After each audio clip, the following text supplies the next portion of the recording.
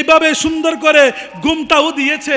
বলে ইমাম হুসাইনের দোষ ছিল, এজিদের দোষ ছিল না। নাউজুবিল্লাহ বলবেন না? আজকের এই দিনে দেখা যায় ইমাম হুসাইনের শানে বেয়াদবি করে আছে না নাই? আমি গতকালকে একটা ইউটিউবের মধ্যে দেখলাম, আমার মতো জুব্বা পরে, আমার মতো পাগড়ি পরে, লম্বা লম্বা দাড়ি রেখে এইভাবে সুন্দর করে ঘুমটাও দিয়েছে। বলে ইমাম হুসাইনের দোষ ছিল, এজিদের দোষ ছিল না। নাউজুবিল্লাহ বলবেন না? আমি তখন বলি, বন্ধুরে, তোর যখন এজিদের এতই দোষ ছিল না, তোর একটা সন্তানের নাম এজিদ রাখ না, তোর একটা সন্তানের নাম ইবনে জিয়াদ রাখ না, তোর একটা সন্তানের নাম সীমার রাখ না। তখন ওই মৌলবী বলে, না না না, এটা কিভাবে হয়? আমি তো সন্তানের নাম এজিদ রাখতে পারি না, আমি সন্তানের নাম ইবনে জিয়াদ রাখতে পারি না, আমি সন্তানের নাম সীমার রাখতে পারি না। বলে বন্ধু কেন? বলে এজিদের নাম শুনলে মানুষ ঘৃণা করে।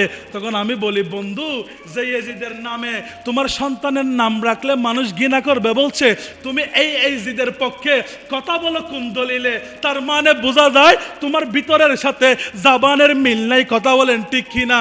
না হলে আমি বলি, বন্ধু, তুমি তোমার সন্তানের নাম এজিদ রাখো, আমি নিজে গিয়ে সুন্দর করে নাম রেখে আসবো। তখন আমার বন্ধু বলে, আমি তো এজিদের নামের নাম রাখতে পারবো না, ইবনে জিয়াদের নামের নাম রাখতে পারবো না, সীমারের নামের নাম রাখতে পারবো না। বলে কেন? বলে কিয়ামত পর্যন্ত এজিদ, সীমার এগুলার মানুষ লানত দেয়। তুই যারে মানুষ লানত দেয়, বন্ধু, তুই তার পক্ষে কেমনে কথা বলিস? তুই কেমনে বলতে পারিস এজিদ 100 রাকাত নামাজ পড়েছে? তুই কেমনে বন্ধু বলতে পারিস ইমাম হুসাইনের দোষ ছিল? আরে ইমাম হুসাইন যদি সেই দিন ক্ষমতার লোভী হইতো তাহলে গর্দান দিতে হতো না। এজিদ তো অফার দিয়েছে, বলছে তুমি ক্ষমতা ছেড়ে দাও, তোমাকে পুরা মদিনা দিয়ে দিব। এজিদ বলছে গর্দান নিয়ে দে, ইসলাম জিন্দা হতা হে হর কারবাল্লাহ কি বাত। এই হুসাইন বলেছে গর্দান নিয়ে নে, কিন্তু আমি ইসলাম দিতে পারবো। যার রক্তের বিনিময়ে ইসলাম পেয়েছি, জিসি কা খানা উসি কা গানা, যার নুন খেয়েছি, আজকে 1400 বছর পরে এসে বন্ধু তুমি বলো এজিদের দোষ ছিল না?